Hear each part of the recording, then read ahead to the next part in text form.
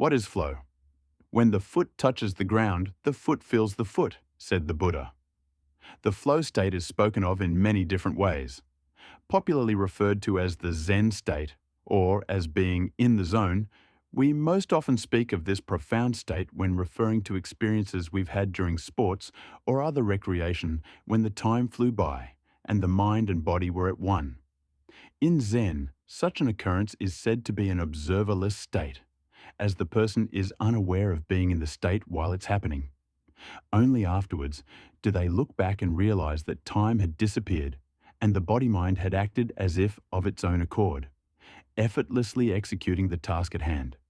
Be it scoring a goal in sports, building a project, reading a book, getting lost in conversation, or any other activity.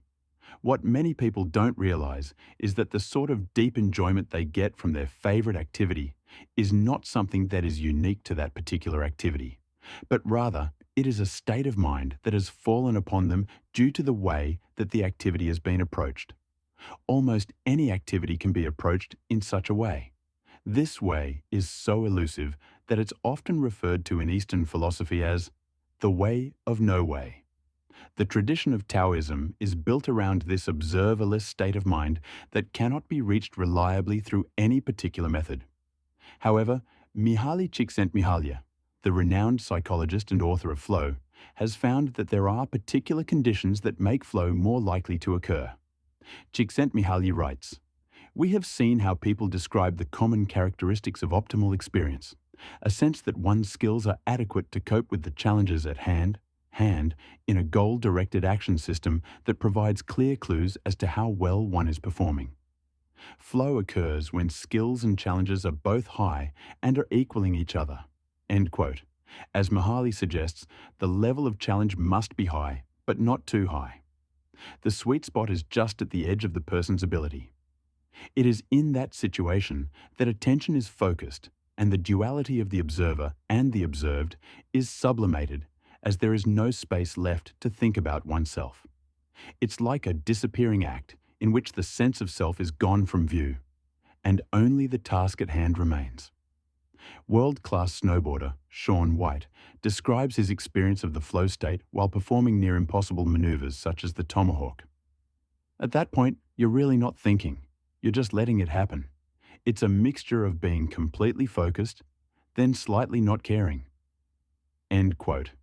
There is an interesting and unexpected benefit that comes with having experienced the flow state. When the person returns to ordinary self-consciousness, they often find that they have let themselves go a little more. The result is an unexpected leap in personal growth. This fascinating interplay between flow and ego is key to development both as a person and as an artist. Those who are aware of this interplay between ego and flow often express their gratitude for those moments when flow has found them and their work has benefited in ways that could never have been thought up consciously. In Tim Ferriss's book, Tools of Titans, the famous filmmaker, Robert Rodriguez, talks about his experience with flow. You get in your own way, thinking that you needed to know something, a trick, or a process, before it would flow. If you got out of the way, it would just flow. What gives you permission to let it flow? Sometimes, if you take 4 years of schooling or you study under somebody, then you've suddenly given yourself permission to let it flow. You're just opening up the pipe and creativity flows through. And as soon as your ego gets in the way and you go, "I don't know if I know what to do next," you've already put "I" in front of it and you've already blocked it a little bit. "I did it once, but I don't know if I can do it again." It was never you. The best you can do is just to get out of the way so it comes through. When an actor comes to me and says, "I'm not sure I know how to play this part," I say, "That's beautiful because the other half's going to show up when we're there." They say knowing is half the battle. I think the most important part is the other part. Not knowing what's going to happen, but trusting that it will be there when you put the brush up to the canvas. It's going to know where to go. The trust comes first. End quote. Being in the zone is not just the optimal way to achieve high performance. It's an end in itself. The flow state is characteristically accompanied by blissful enjoyment. Surgeons have described the flow state as being accompanied by a sense that the entire operating team is a single organism, moved by the same purpose, and all involved share in a feeling of harmony and power. This particular description of flow during surgery is similar to that reported by musicians playing in bands. Not only do musicians report feeling as if they are one while playing together, but they also report experiencing a sort of floating sensation as if the body were buoyant. Mastery and flow. A former businessman who moved to the mountains to pursue carpentry wrote, "I would have made a great deal of money in corporate life, but I realized one day that I wasn't enjoying it. I wasn't having the kinds of experiences that make life rewarding. I saw that my priorities were mixed up, spending most of my hours in the office. The years were slipping by. I enjoy being a carpenter. I live where it's quiet and beautiful, and I climb almost every night. I figure that my own relaxation and availability will mean more to my family than the material things I can no longer give them." End quote. Throughout the ages, craftspeople and innovators have gained insight into the workings of the mind and how enjoyment comes about by exploring their craft and by observing the flow state as it occurs in the execution of the master's craft. By studying the process itself, we will uncover ways of making the flow state a more common occurrence than it would otherwise be. Without developing a high level of skill in an art form, sport, or other activity, flow would be a very rare occurrence. As the artist refines her craft, the mind is being refined also. Remaining present during very finely focused practice seems to demand an enormous amount of energy, but the benefits are enormous too. After a day of intense, focused practice, a craftsperson will often find their mind is sharpened. Even something as simple as taking a walk in the park becomes a beautiful experience. The light and the life in the park seem to be felt rather than just perceived. Josh Waitzkin, who has been world champion in both Tai Chi push hands, a form of martial art, and in chess, puts it beautifully in his book, The Art of Learning. The advantages to such condensing practice extend far beyond the professional and competitive arenas. If you are driving your car, crossing the street, or doing any other mundane activity, and are suddenly confronted by a potentially dangerous situation, if you are trained to perform optimally on a moment's notice, then you may emerge unscathed from some hair-raising situations. But far more important than these rare climactic explosions, I believe that this type of condensing practice can do wonders to raise our quality of life. Once a simple inhalation can trigger a state of tremendous alertness, our moment-to-moment awareness becomes blissful, like that of someone half-blind who puts on glasses for the first time. We see more as we walk down the street. The everyday becomes exquisitely beautiful. The notion of boredom becomes alien and absurd as we naturally soak in the lovely subtleties of the banal. All experiences become richly intertwined by our new vision, and then new connections begin to emerge. Rainwater streaming on a city pavement will teach a pianist how to flow.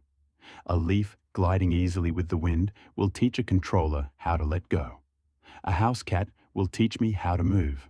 All moments become each moment. Presence has taught me how to live." End quote. Through the pursuit of mastery, the apprentice does not only learn the skill that is directly being practiced, but also learns the workings of the mind in general. He or she is learning how to learn. This can potentially lead to a more skillful use of the mind in all activities and can deepen the person's ability to face life's challenges. As you get to know your craft, you get to know the mind. A further benefit of mastery is that, when the mastery process is approached with care, the resulting increase in understanding of the mind can lead to a greater sense of self-reliance and a reduction in psychological dependency. Most people are reliant on the distractions created by chemical entertainment or by being constantly busy to keep their life focused. Leisure time is perceived by many people as boring and as a time to self-medicate, to drown out the storm of thoughts. Such people unconsciously cling to toxic relationships as they prefer anything over the turmoil of facing the flood of their own thoughts that comes when they are alone. However, a better understanding of and relationship with the mind leads to a life where boredom is replaced by intrigue and serenity. Boredom is rarely encountered by a person whose mind has been well developed, provided that they are healthy and spending the majority of their time with the freedom to use their mind as they please. As the beginner learns to overcome challenges in mastering a skill, he or she realizes that often situations that initially seem impossible to overcome can in fact be worked through with the right approach. In this way, the pursuit of mastery provides a vehicle for personal growth. Is genius innate? Albert Einstein once said, "It's not that I'm so smart, it is just that I stay with problems longer." End quote. How much of talent is innate? And how practical is the innate aspect of genius in contrast with cultivated skill? Renowned psychologist Anders Ericsson has spent his career studying high-performance athletes, prodigies, and high achievers in many fields, and has come to the conclusion the following. Among those people who have practiced enough and have reached a certain level of skill in their chosen field, there is no evidence that any genetically determined abilities play a role in deciding who will become the best. Once you get to the top, it isn't natural talent that makes the difference, at least not talent in the way it is usually understood as an innate ability to excel at a particular activity. End quote. Ericsson is not alone in his claim that innate talent only gets you so far. For example, the Hungarian psychologist Laszlo Polgár had studied the progression of hundreds of people who were considered to be geniuses in their fields, and concluded that with the right nurture, almost anyone of normal intelligence could be trained to reach genius level in a chosen field. In the late 1960s, he and his wife Clara set out to prove this by raising their 3 daughters to become chess prodigies. At the time, many chess fanatics believed a woman could never excel at chess. This made the experiment all the more impactful when all 3 of the girls did in fact go on to have enormous success in chess. At 15, their first daughter became the highest-ranked female chess player in the world, and she then went on to become the first woman to be awarded with grandmaster status via the same path as males take. Their second daughter was given one of the highest single tournament ratings ever for either a male or a female chess player. The occasion is known amongst chess players as the Sack of Rome, and is still talked about in the chess world today, more than 2 decades later. If this wasn't enough to prove the parents' point, the success of the Polgars' third daughter Judith surely would. Judith was awarded with grandmaster status at just 15 years and 5 months, making her at the time the youngest person, male or female, to ever be awarded as grandmaster. She was then the highest-ranked female chess player in the world for the next 25 years before deciding to retire from chess. There was a time when she was ranked number 8 in the world among all chess players, male or female. In 2005, she was the first and only woman in history to compete in the overall World Chess Championships. And so, the Polgars had shown, with very strong evidence, that mastery is more a result of effective nurture than of supernormal nature. The legacy of the Polgars is further supported by scientific studies that show adult chess players have no better visuospatial abilities than normal non-chess playing adults. Neither do they have higher IQs than other adults with similar levels of education. Now that this notion of innate genius has been loosened up, let's tackle the big guns. Albert Einstein. Einstein's achievements are so incredible that his name has pretty much become a simile for the word genius itself. It's not surprising that he is seen to have had a sort of alien-like level of intelligence, considering that he did discover a whole new area of physics that pretty much completely changed our view of the universe. But even Einstein himself said, "I have no special talent. I am only passionately curious." So, if the man himself seemed to reject the idea of a human being having some sort of brain function that a normal human isn't capable of, there's our first clue in this puzzle. Rather than viewing genius as an innate computational ability, It may be more accurate to say that genius is more of an action that has been accomplished as the result of a very passionate character meeting with the right community and situational forces. When a curious, determined, and anti-authoritarian character meets with a rare opportunity, sometimes after many years of work, that can lead to a breakthrough in science or art. And that breakthrough itself, I believe, is what we could define as genius. Not everybody has it, but it is a very particular thing, not simply some generic superior brain processing power. Biographers have noted that Einstein was raised in an unusual family, and his mother reported that he would ignore social life while sitting alone for days on end, immersed in the search for a solution and not giving up until he had found it. From age 10, Einstein began receiving tutoring from a local medical student who introduced him to a series of books by Aaron Bernstein called People's Books on Natural Science. Right from the first volume, Bernstein dealt with the speed of light. The famous thought experiment regarding a bullet shooting through the window of a moving train that had influenced Einstein's work was included in these books, and Einstein later reported that he had devoured Bernstein's books with breathless attention. Einstein later stated that Bernstein's book had exerted great influence on his whole development. Einstein's marks at school in Aarau showed that he had performed poorly not just in French, but also in chemistry. His father said, "With Albert, I got used to finding mediocre grades along with very good ones." Later, at the Zurich Polytechnic, as strange as it sounds, Einstein scored only 4 out of 6 in most of his math courses, including those in geometry, which had been an intense interest of his. Einstein later reported having been ignorant of the subtler part of mathematics, and surprisingly, he was actually reliant on help from a math professor when he was later forming his geometric theory of gravity. What may also surprise is that Einstein's friend and mathematician, Marcel Grossmann, helped him with the math he needed to turn his special theory of relativity into a general theory. After graduating from university, Einstein took on a particularly rare opportunity that would blend well with his interest in the nature of light and time. He was employed as an assistant patent clerk in a role that involved analyzing patents for timekeeping devices. This gave the young legend the opportunity to think about the nature of time almost constantly, and he spent much of the day pondering the nature of time and of light with an intense curiosity that it is easy to assume very few human beings would ever have had. His array of interests in light, time, and physics went together perfectly well, and at age 26, after 10 years of racking his brain on questions that perhaps very few human beings before him had ever pondered, Einstein had his first major breakthrough. An intriguing question is, how many people in history had the combination of opportunities, situational forces, and character traits that led to Einstein's breakthrough? Okay, an obvious objection to this attempt to debunk innate genius is to say that it is the curious character itself that is the genius, rather than a mysterious brain processing power.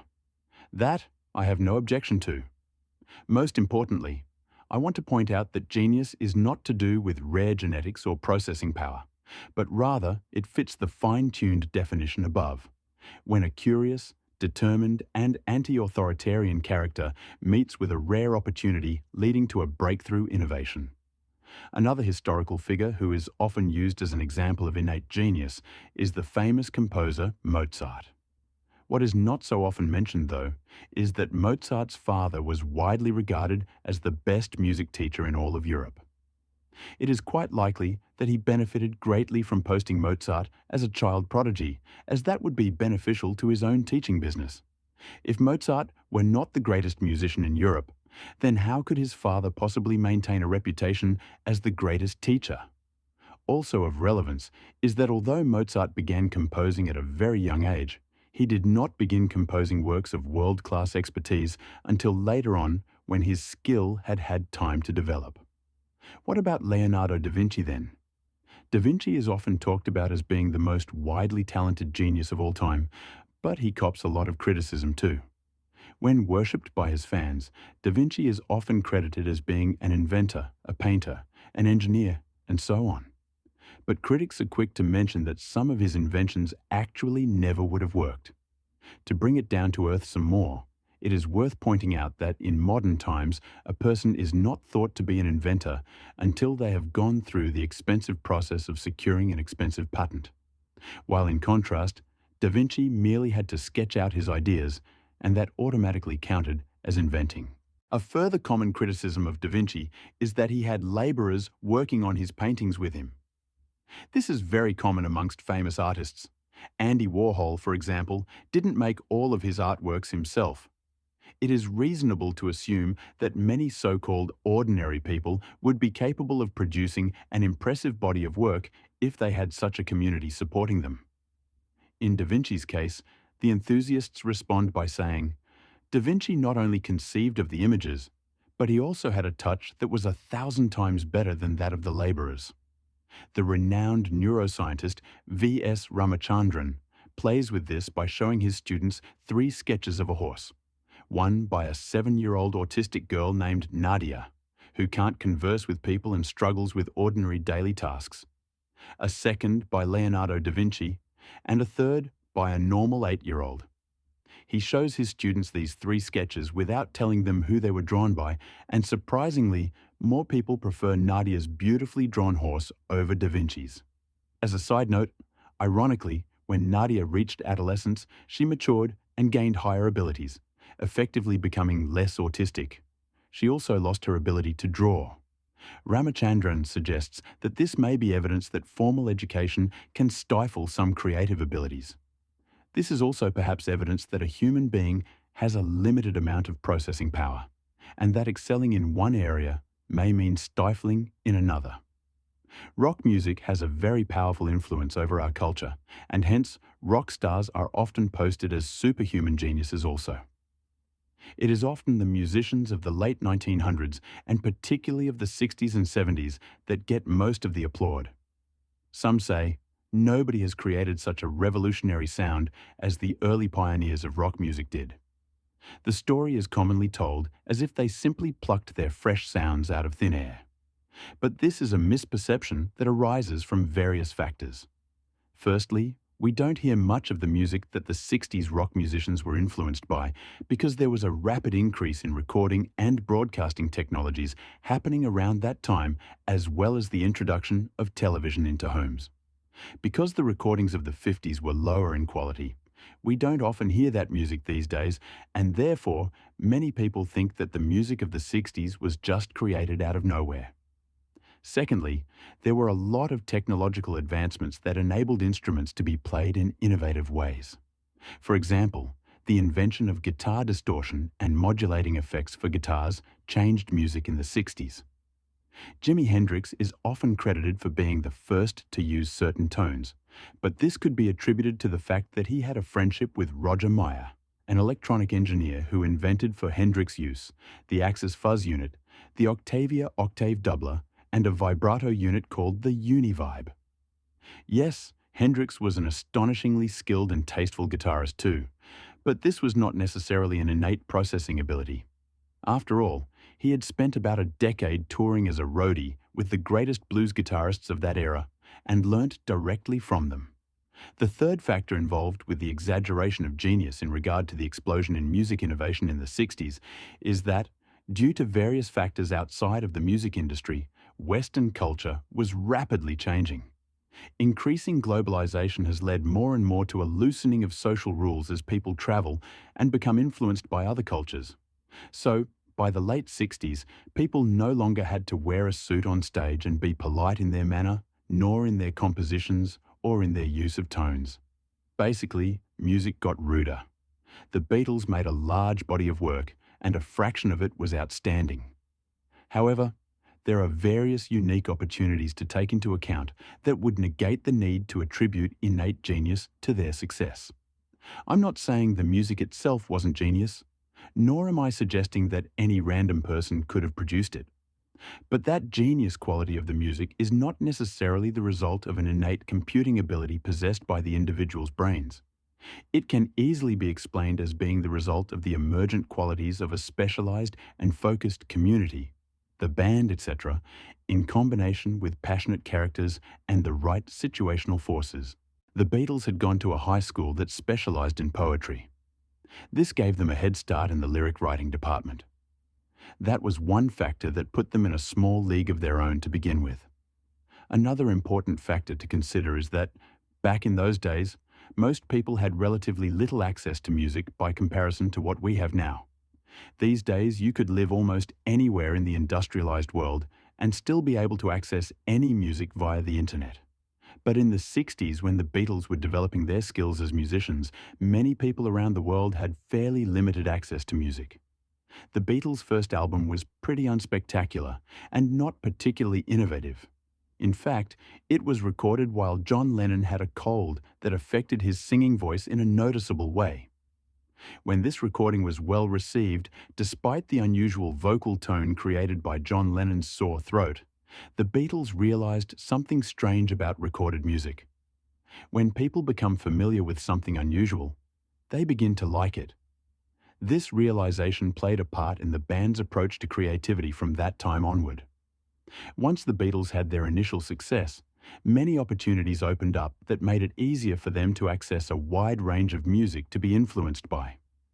For example, the Beatles once hired the virtuoso guitarist John Fahey and sat on the floor in front of him for days on end, asking him to play parts of his music over and over again, while they learnt how to imitate the techniques that Fahey had developed.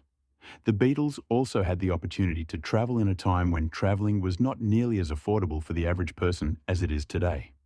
This led to them being influenced by Indian music and various other styles from around the world. Opportunities lead to more opportunities, and it is not necessary to attribute a work of genius to innate ability. To do so would only insult the creator, as it discredits their many years of diligent work. A work of genius is the result of an enormous amount of work, sometimes in combination with rare opportunities, and importantly also, a well-suited and passionate character and community. In this essay, my goal is simply to loosen the grip that the notion of supernormal intelligence has on us. The belief in supernormal intelligence, I believe, leads to gullibility and a submissive way of life.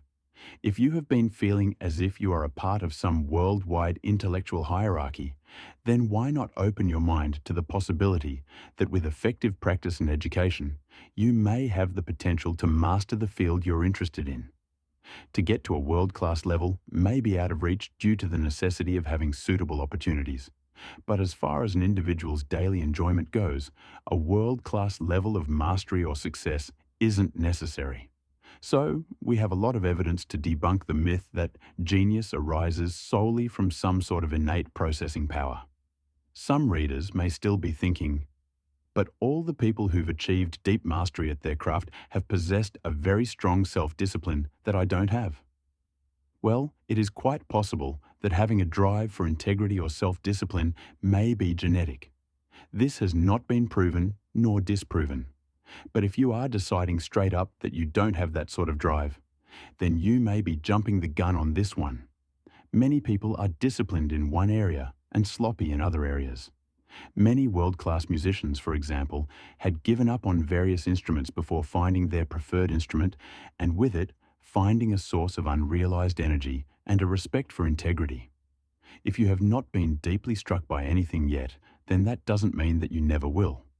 My favorite motto of all time is, don't weigh your abilities by the success you've already had in life. If the masters had weighed their potential too early in life, they would never have been confident enough to pursue their dreams of mastery, and never would have developed the mastery they now wield. This is true for every person who has ever mastered anything. For some people, the passion comes when they are in their youth. For others, it comes much later. It has been well and truly proven that the brain can develop right through into old age. You are never too old to begin on the way to mastery. Motivation to practice your craft. The Grand Chess Master and Martial Arts Champion, Josh Waitzkin, wrote, "The more present we are at practice, the more present we will be in competition, in the boardroom, at the exam, the operating table, the big stage." End quote. The attainment of mastery requires many hours of diligent practice, and this at first can seem daunting. It's that awkward clumsiness and uncertainty that we experience when we take up something new that stands in the way of commitment to mastery. It's not much of a rub for the ego to witness ourselves being defeated by an activity as we clumsily make our attempts at it. Whether it's making a horrible sound on a musical instrument, losing a tournament, missing the archery target, or dancing like a moron, the experience is never much better than mediocre. But without mastery, deep enjoyment will never come in most activities. Maintaining the drive to push through those awkward stages that the beginner faces can be an art in itself. Fortunately, though, there are many ways to maintain motivation and to decrease the boredom, awkwardness, and fears that are inevitably encountered on the road to mastery. Once the beginning stages are overcome, the pursuit becomes more enjoyable, and there are periods of smooth progression.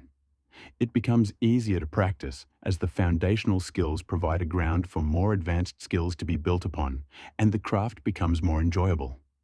To maintain motivation, it's important to keep in mind the nature of the road to mastery itself. It is guaranteed that you will be clumsy and defeated in the beginning of the journey, and that you will then progress. You will come up against obstacles and plateaus, and to your own astonishment, you will overcome those obstacles. Then the rewards of mastery will come. The enjoyment of the art form as an end in itself, and the enjoyment of the side benefits it offers too.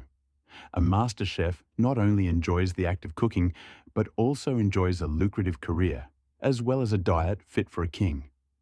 A master athlete enjoys playing her sport, but also may enjoy a more prolific social life than she otherwise would have had. A fine wood craftsperson is able to use or to sell the furniture and other items she has built. But these are all just additional benefits to the refinement of mind and the sheer fun that comes when a master is deploying his or her advanced skills. One of the biggest obstacles that comes to mind is the need to justify the time spent on practice. When our perspective is short-sighted, it's natural to think that spending an hour a day practicing one little technique over and over is a poor use of time. The strange paradox is, though, that practicing in such a way actually seems to create time rather than consume time. If the practice session is carried out with intense focus, the mind seems to become refined and more efficient. After an intensely focused morning practice session, the rest of the day feels longer than it would normally be, and the work that you had planned seems to get done in a fraction of its usual time. As Jon Kabat-Zinn says, the answer to having either too much time or not enough time is meditation. Not only is it often an illusion that a morning practice session will eat up your time, but also it is an illusion that daily practice sessions will make for a boring life. During the practice session, you may experience boredom, but the coinciding refinement of mind will decrease the overall boredom throughout the remainder of the day, because the mind itself is being sharpened. When the mind has been sharpened in such a way, thoughts become more interesting, and the senses tend to have more clarity. So, if you have decided that the skill you have in mind will be beneficial enough in the long term, then spending an hour a day on practice drills that will develop that skill may be easily justifiable. To drive the motivation to practice home some more, it's helpful to communicate to yourself what the consequences of not practicing are. Writing them down on a single page in point form and reviewing this list of consequences when motivation is sliding can be an effective way to find energy for practice. For example, a consequence of not practicing that is common to all people is that if they never develop mastery in any craft, they will have no choice but to be entertained almost purely by chemicals or by the media, perceiving everything in life as commercial culture delivers it to them. They will have no other means of escaping boredom, and they will likely become a workaholic, regardless of whether they care for the job they find themselves in, simply for the sake of escaping their own head. Taking a long-term perspective and visualizing the benefits of mastery can be an effective way to increase motivation also. Here, it is important to emphasize the connection between the daily practice session and the long-term outcome by meditating on this. The mind is a bit like a garden in that the work and nutrition you put into it grows into something later on. So, if you want to be motivated to practice in the morning, spend some time the evening before using visualization to reinforce that connection between daily practice and the long-term outcome. A famous poem goes, "My mind is a garden. My thoughts are the seeds. I can plant flowers, or I can plant weeds." Another important factor in maintaining motivation is to regularly receive positive feedback. Celebrating early wins is crucial. Without these little breakthroughs along the way, the energy to push on will fade. A coach or mentor can be useful in delivering positive feedback for some art forms. However, if the activity is being practiced in privacy, like the early stages of developing songwriting skills, for example, some sort of partner may better be able to provide effective feedback. For example, a songwriter could develop alongside a co-writer or band members. Likewise, an aspiring author could join a writers' club to receive both constructive criticism and positive feedback. Finally, when you feel you have been pushed to your absolute limits, sometimes the best approach is to take a break.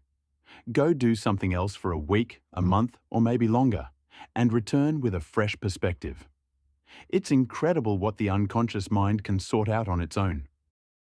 The most effective way to practice your craft. There is a common myth that the longer a person keeps at something, the better they will get at it. That actually isn't true.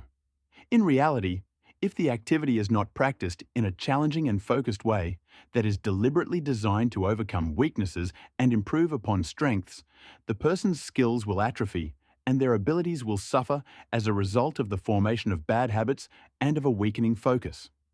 In general, they will get worse over time. Evidence of this can be seen in older rock stars, for example. Not everybody becomes as proficient as Tommy Emmanuel at guitar playing after decades of playing professionally. Those rock stars who play a simple, straightforward rhythm guitar style never develop more fluent skills unless they work towards it deliberately. In fact, many of them develop a sloppy technique over time that is less effective than the technique they had in their earlier years. For skills to progress, the art form needs to be broken into its elements and exercises designed that will challenge the apprentice to refine his or her skills. Designing exercises effectively is a large part of the challenge toward mastery. The more effectively an exercise hones a particular skill, the more fluent the apprentice will become, starting the fire in the pursuit of mastering your craft. I fear not the man who has practiced 10,000 kicks once, but I fear the man who has practiced one kick 10,000 times, said the famous martial artist Bruce Lee. If an aspiring musician wants to learn to play an advanced piece of music fluently and so practices the piece from start to finish over and over again, that musician will never reach fluency. No matter how many hours of practice he puts in this way, the body-mind will never learn to play the piece fluently because it can't possibly know exactly what it needs to learn. This is where focus becomes extremely important. It is crucial that the apprentice or his coach design exercises that respect the limits of the body's ability to learn. The effective way for the musician to learn the piece would be to first design exercises that focus on developing the techniques used within the song.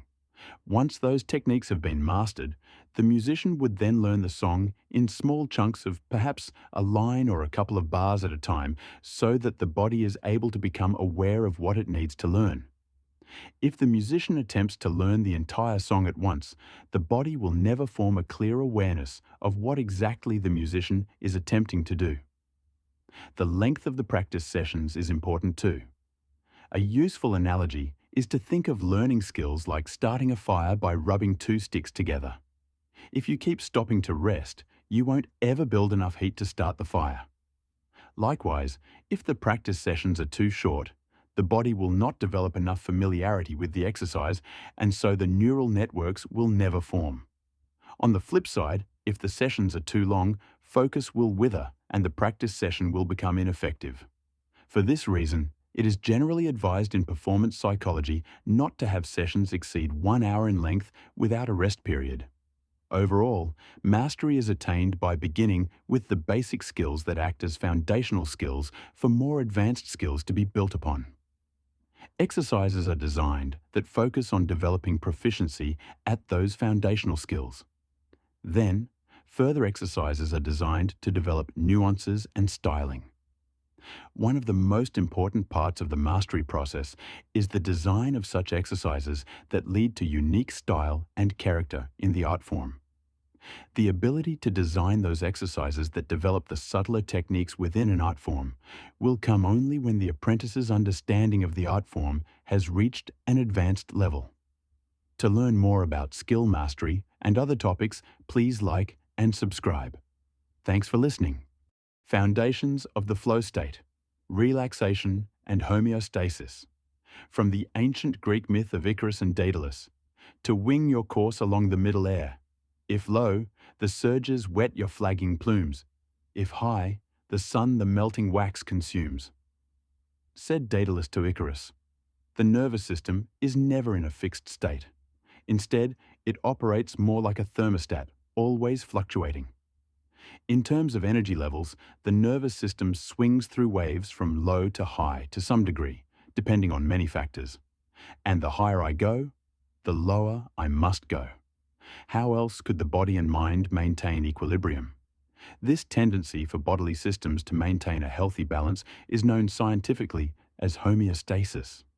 In the central nervous system, the trouble with a wide homeostatic swing is that the mind is more turbulent and diluted when its energy level swings far from the middle. So, to function with a clear mind, it's necessary to learn to reduce the homeostatic swing so that the energy level is rising and falling in small waves either side of the middle. Or in other words, mental relaxation is a key aspect of high performance. The homeostatic swing can be reduced through relaxation practices, an improved diet, and through changes in our thinking, our belief system, and our external environment. Over time, this lower level of stimulation turns from an experience of boredom to one of serenity. The serene state that we call flow is much more likely to occur in a mentally relaxed state. Enjoying serenity doesn't mean avoiding having fun. In fact, it's much easier to have fun and to genuinely enjoy it when the body and mind are conditioned toward a more relaxed physiology. But without relaxation, personal growth will be muted. It's a scientific fact that neurogenesis, the formation of new neurons, is stunted when a person is either depressed or overstimulated by anxiety. As for boredom, the famous Holocaust survivor Alice Hertz Summers held the belief that boredom is the worst thing a person can endure in life. If a Holocaust survivor thinks that about boredom, then that explains a lot about human behavior in general. But why do people fear boredom so much? Maybe it's that the untamed mind becomes most turbulent when there is a lack of external stimulation, as the mind creates drama to support the habitual fluctuations of the nervous system. If the nervous system is used to swinging very high and low due to external stimulation from diet, dangerous situations, etc., then when those stimulants are no longer present, the mind creates drama to coincide with the homeostatic swing that, out of habit, the nervous system is still following. This is why the mind tends to be clearer when the body is in a relaxed physiological state. There is less dramatizing, aka adrenalizing, and less distortion of perception. The further we live from a relaxed homeostasis, the more we will go through life as victims of the conceptualizing mind. A turbulent mind that creates drama in the form of false perceptions and through stories that are not real. When the nervous system is agitated, we miss the subtlest nudges that the body and unconscious mind send to alert us when something is off. And in this way, mental turbulence sucks sincerity and insight from the artist's works and reduces effectiveness. Not to mention the way that out-of-sync nervous agitation removes our capacity to experience flow. Sarah, to learn more about mastery of your craft and other topics, please like and subscribe. Thanks for listening. Foundations of the Flow State. Part 2. Small Things.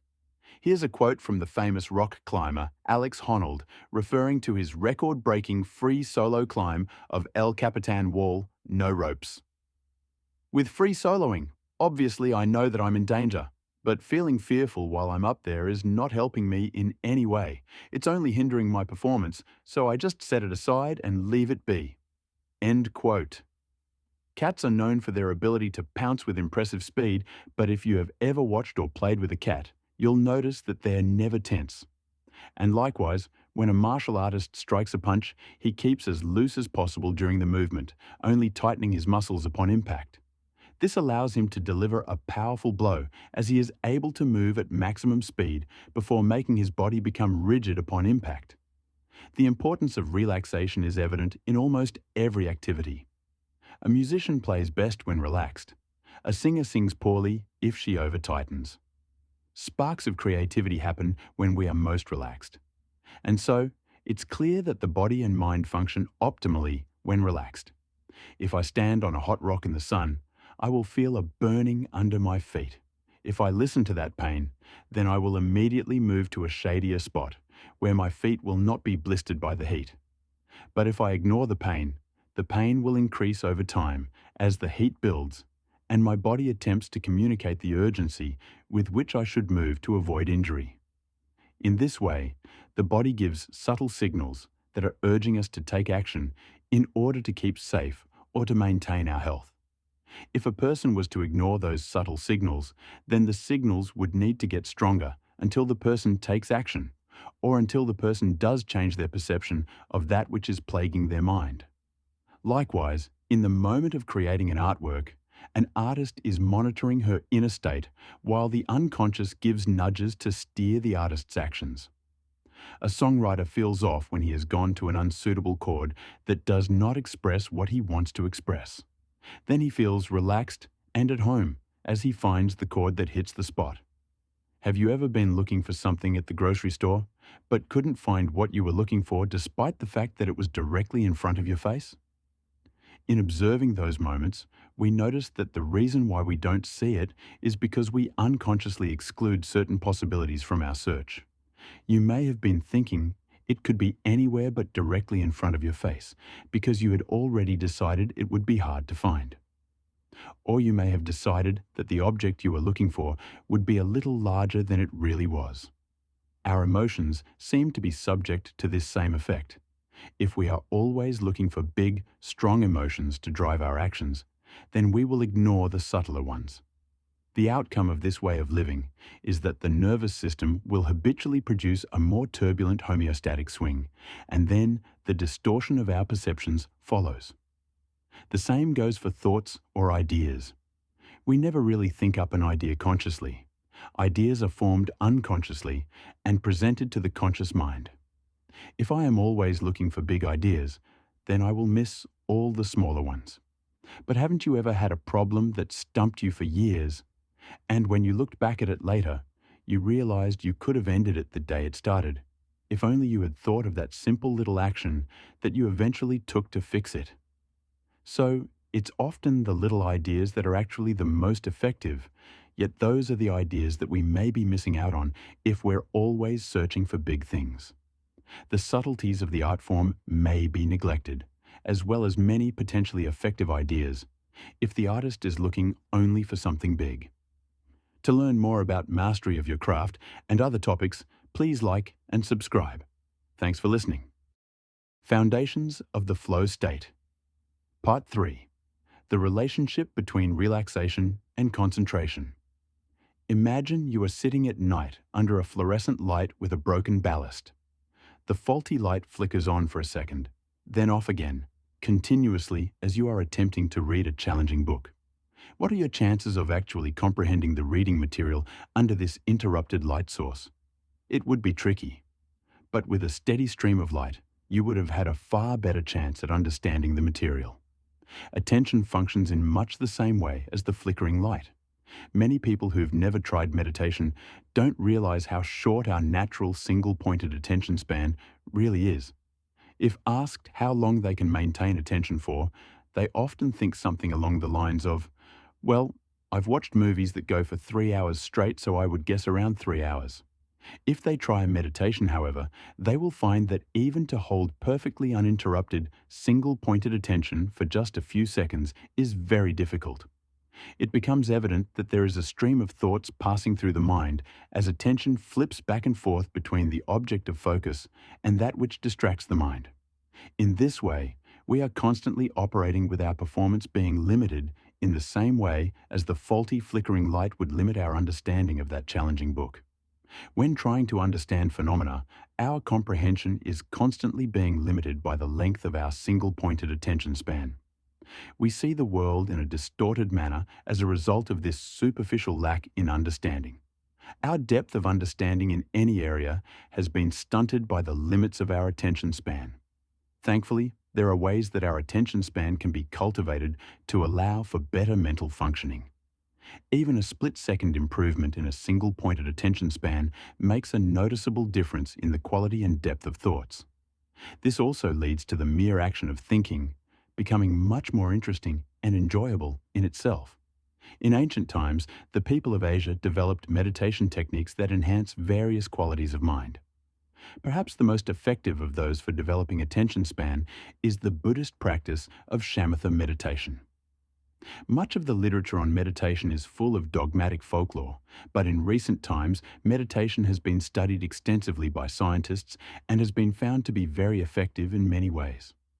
The gist of shamatha meditation is that if you want to better your understanding of phenomena, and if you want to improve the quality of everything you do, then start by developing your attention span. And to do this, the first step is to master the art of relaxed focus. Without relaxation, the mind becomes turbulent and cannot stay on a chosen object. Attention cannot be voluntarily sustained if the mind is overexcited. But it's not enough to simply reduce excitation. Reducing excitation too far will only lead to mental laxity or even sleepiness, and the mind will wander again. So, sustained focus requires alertness, and this can be achieved only if the physiological energy can be maintained in the middle. That is, if the mind is not too relaxed nor too excited. Maintaining attention is a skill that can be garnered through practice. Having experimented with shamatha meditation myself, I have become familiar with some of the benefits. I have found too that many of those same benefits can also be achieved through simple, focused practice drills, such as those that are encountered in the practice of an art form or sport. I believe this is partly why the development of a skill can make the flow state occur more often. The practice drills and the challenge to maintain relaxed focus, which the pursuit of mastery provides, can lead to such enjoyment. To learn more about mastery of your craft and other topics, please like and subscribe. Thanks for listening. Foundations of the Flow State. Part 4. Patience in the mastery process and the creative process. One of the most important lessons we can learn through the pursuit of mastery is the necessity of having patience. Some skills will appear to be impossible to master at first, but with a continuously patient approach, the apprentice finds that what once appeared insurmountable becomes effortlessly easy. This lesson can then be applied to other areas of life and can increase a person's confidence in the face of uncertainty or initial defeat. In Eastern philosophy, patience is defined not merely by begrudgingly enduring misfortune, but by the continuous acceptance of what is. To be patient requires sitting with uncertainty and its coinciding discomfort as we progress through those awkward stages on the road to mastery. It is here that the growth mindset is so crucial. By viewing ourselves as ever-changing rather than as fixed entities, we are able to see that change is possible. Otherwise, we are stuck with the self we know, the one that can't write the song, the one that can't hit the archery target, and so on. It is important also not to race ahead when learning skills. There are many skills that require weeks or even years of preparation before they are even attempted. It is said in the field of musicianship that if the musician does not first learn to relax with and enjoy playing his instrument, he will never develop the ability to hit people in the heart with his music. I have seen this in many advanced musicians who hooked onto a rigorous plan for developing impressive skills right from the beginning. They developed incredible technical skills, but their playing always seemed so contrived. Nobody was moved by their music, not even themselves. There is a parallel to this notion in the practice of shamatha meditation, mentioned earlier. It is said that to progress with shamatha meditation, it's necessary to first develop relaxation, then concentration, then vividity. As discussed earlier, concentration cannot develop without the skill of relaxation. And a vivid mind that is not tamed by relaxed concentration will be very turbulent and unwieldy. To learn more about mastery of your craft and other topics, please like and subscribe. Thanks for listening. Foundations of the Flow State. Part 4. Beginner's Mind in the Mastery Process and in the Creative Process. From Jon Kabat-Zinn. An open, beginner's mind allows us to be receptive to new possibilities and prevents us from getting stuck in the rut of our own expertise, which often thinks it knows more than it does. Are you able to see the sky, the stars, the trees, and the water, and the stones, and really see them as they are right now, with a clear and uncluttered mind? Or are you actually seeing them through the veil of your own thoughts and opinions? End quote. And from Zen Master Suzuki, the mind of the beginner is empty, free of the habits of the expert, ready to accept, to doubt, and open to all possibilities. End quote. A young child attends an air show with his father. Since he rarely spends time with his father, the day out is a very special occasion for him which he thoroughly enjoys. Hearing about the child's newfound enthusiasm for air shows, his school teachers suggest that since he's good at math and likes air shows, he should become an aerospace engineer. When the child eventually does become an engineer, however, he finds that life as an engineer feels nothing like he had dreamt. Although unaware of it, he had connected the feeling of being with his father at the air show with the thought of himself as an engineer and had been led toward a career for which he had no genuine interest. This is a very common mistake that people make in many decisions, as we often, in modern life at least, are required to make decisions in such a way. Images are tied with feelings. Those images are supposed to represent livable realities, such as the experience of achieving a particular goal. But while dreaming, we ourselves have imbued those images with those qualities, and the realities that they are supposed to represent may turn out to be very different to what we have imagined. What we think, observe, and believe today affects tomorrow's perception.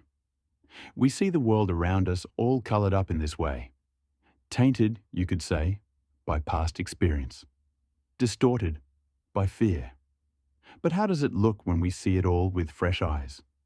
To look at the world around us that we feel we've known for years from a fresh perspective, as it is today, without projecting past associations upon it?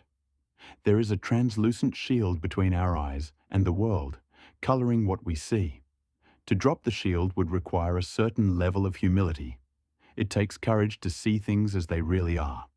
To see things as they are with fresh eyes and with an unassuming mindset as if you are a novice is known in Zen as beginner's mind. If a painter picks up his brush each time with a sense of mystery, not assuming he knows all there is to be found in the canvas already, then he is coming to the canvas with a spirit of curiosity and a childlike playfulness. In this way, he is likely to discover unique ways of doing things rather than falling into the groove of his old habits. The practice of beginner's mind is another mindset that will benefit not only to the artist's work, but all other aspects of the artist's life as well. To learn more about mastery of your craft and other topics, please like and subscribe. Thanks for listening. Foundations of the Flow State. Part 5. Non-striving. Subtitle: Keeping Up with the Joneses. The Game of One-Up-Manship. When we want to impress other people, we become easily impressed by other people. The more we desire a particular trait, the more we worship the person who has that trait. In extreme cases, the person begins to appear as being elevated, out of reach, and otherworldly. From that position, they can easily make further impression on us. Thus, the desire to impress renders us impressionable. In the pursuit of mastery, if the artist's motivation is to make his work ultimately impressive, and he cannot bear to release it until it is utterly perfected or at its ultimate impressiveness, then when will that time ever come? It can go on and on infinitely. Like an internal drug, the desire to impress is an obsession. And what would really come of it anyway? Do people even want to be impressed? How does the outcome change if the focus is shifted to inspiration rather than impression? Or even if the focus is shifted to intrigue? As in the words of the Iceman, Wim Hof, "It's not ego, it's we go." True artistry is about expressing the beauty that's in all of us, not about climbing to alpha status in a display of athleticism or cleverness. The game of one-upmanship, when taken to the extreme, does not only create ineffective work, but also hinders progression and prevents enjoyment of the artwork itself. It becomes clear while practicing meditation that bliss never comes when you are striving for it. Likewise, when the desire to impress is not present, the mind is calmer, warmer, and clearer. Living without the game of one-upmanship leads us along a certain path in life, as our daily decisions will be different to what they would be otherwise. This accumulates over the years to a life lived with greater enjoyment, and is likely to have a better outcome. In contrast, a life lived with a constant desire to impress is likely to be full of regret. This transfers to the pursuit of mastery in any endeavor, be it business, art, sport, or science. A work that is born out of the need for admiration is going to have a less inspiring outcome than one that is born of sincerity. Many people seem to have a sixth sense for sincerity in art. When they are truly interested in sincerity, they spot the poses. Next subtitle: Non-striving. In the words of the Vietnamese Buddhist monk and poet Thich Nhat Hanh, if, while washing dishes, we think only of the cup of tea that awaits us, thus hurrying to get the dishes out of the way as if they were a nuisance, we are not alive during the time we are washing the dishes. In fact, we are completely incapable of realizing the miracle of life while standing at the sink. If we can't wash the dishes, chances are we won't be able to drink our tea either. While drinking the cup of tea, we will be thinking of other things, barely aware of the cup in our hands.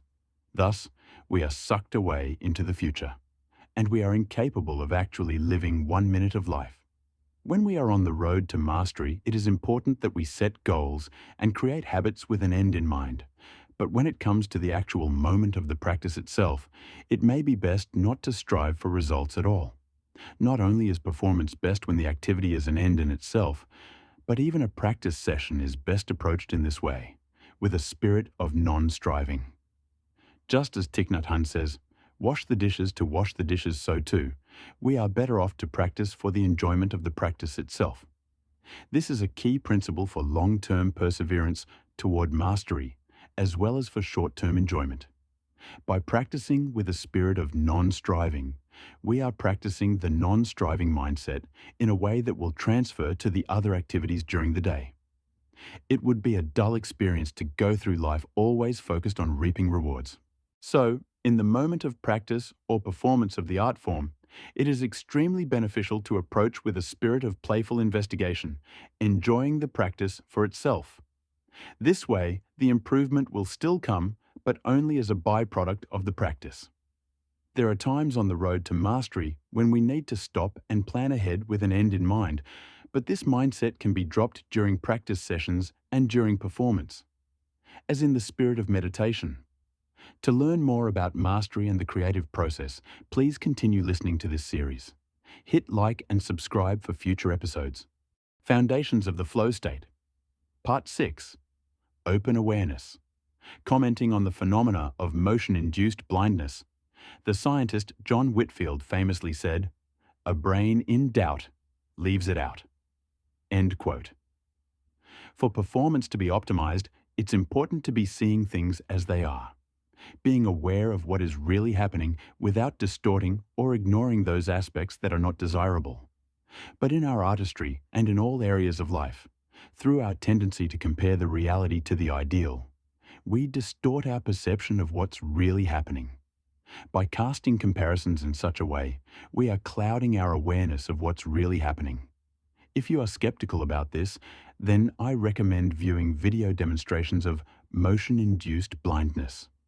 In motion-induced blindness, an object can seem to disappear completely right before the viewer's eyes, when in fact it remained right where it was all along. This unconscious editing may be happening very often in all activities we are involved with. Through the practice of open awareness, aka choiceless awareness, a person begins to realize that they are constantly categorizing and judging. Things are often shunned as being bad or praised as being good. Not necessarily in those words, but there is a felt sense of wrongness or rightness about things. To see things in such a way, during the creative process, is not clear perception. It is a distorted version of reality in which everything is perceived in relation to rules and formulas, likes and dislikes. Conforming to the right way of doing things can lead to a loss of beauty and of free expression in the art form. Even in sports, judgment can decrease performance as the player becomes overly rigid and attempts to force his body to repeat the desired pattern of movement, the right way, rather than to trust his body to adapt spontaneously to the moment. In the judging mind, we see events as good, liked, bad, disliked, and neutral. The stuff we don't want to see or know about is thought to be bad, and therefore we conveniently shun it and consequently lose awareness of it as it escapes the conscious mind. What we consider to be neutral, we consider to be unimportant, and so we ignore it, and it slips out of our conscious awareness. The things we desire, we think of as good, and so we try hard to focus on them and to repeat their occurrence. Focus then becomes too narrow, and awareness of the full reality in front of us is lost. Progress is stagnated in all three of these scenarios. In artistry, it's important to have a clear image of the desired outcome and to be aware of how closely the performance matches up with that intention. But what is not effective is to ignore what is undesirable. If the unwanted aspects are ignored, the ability for the conscious and the unconscious to cooperate effectively is limited. Alternatively, if things are seen in open awareness, then the unconscious processes have the opportunity to learn from or respond to that input. But if the full version of reality is edited by the exclusion of undesirable aspects, then the unconscious mind will never receive the full version of the information, and so the learning process will be stunted. In the optimal learning experience, by seeing things without judgment, we are seeing what is happening rather than how well or how badly it's happening. The mind is at its most effective when perception is non-dual. Or in other words, when what we are interested in is occupying our whole field of awareness. To look for how well or how badly something is happening would dissipate energy by creating a duality. The focus can't really be fully on what is happening if the mind is simultaneously computing how well it's happening. In such a scenario, a part of the mental processing power is being used for the operation of measuring performance. One more note. When you begin to notice that you are excluding and judging elements in the field of perception as described, it can be impulsive to judge the judging itself. It is a bit of a kick to the ego when we notice that we have this tendency to be so precious that we need to shut things out. But to judge the judging itself would just reinforce the same process all over again. So it's best just to let the judging, categorizing, and exclusion fall away on its own in the light of awareness. To learn more about mastery and the creative process, please continue listening to this series. Hit like and subscribe for future episodes. Foundations of the Flow State. Part 7. Detachment from the Identity of the Master. In Borneo, there is a very unusual way of catching monkeys. A banana is placed inside a trap with a small hole in it that is just big enough for a monkey to fit its hand through. When the monkey discovers the food, it squeezes its hand into the trap and grasps the banana. While the monkey's hand is clenched, however, the hand forms a wider shape, and so it can no longer fit back through the hole. As the hunter approaches the monkey to capture it, the monkey is terrified and tries to pull away. All the monkey would have to do is let go of the food and it could easily escape, but it's too attached to its objective to see this. And so, the monkey is easily captured as a consequence of its refusal to let go. We hear this story and at first think how silly the monkey must be to hold on to something when the consequences are so high. But we are actually doing much the same thing by holding on to our thoughts, opinions, attitudes, perceptions, identities, and obsessions. Too often, we hold on to our conditions and our limiting beliefs simply because we have either built up an identity around them or because we have become comfortable with the way things have been. So much could be gained from breaking that inertia and letting go, from stepping outside our comfort zone and journeying into the unknown. To do this requires riding with insecurity, not knowing for sure how things will turn out. But as the renowned social worker and author Virginia Satir says, many people prefer the certainty of misery over the misery of uncertainty. One of the major obstacles that stands in the way of us letting go of the hypothetical banana is simply that, just like the monkey, we are most often unaware that we are holding on and that there were other options on the plate. But the thing is that the alternative options don't come into awareness until after the letting go happens. And the letting go does not occur until the holding on is brought to our attention. If we take notice of what holding on feels like, and likewise of what letting go feels like, then by questioning ourselves, what am I holding on to that is limiting me? For example, often the limiting belief will be brought into awareness, though it can take a lot of time if you are holding on to that banana too tightly. In our pursuit of mastery, there are many situations where letting go would be the most effective action. Many people mistake obsession for sincere dedication. Amongst musicians, for example, many people believe that a real musician has to be pursuing music exclusively. That music must be his life. But it has often been said by well-known songwriters that one of the best pieces of advice for improving your songwriting is to go and get busy doing something else. They say, get away from music so that you'll have something to write about. Don't be one of those songwriters who write songs about songwriting.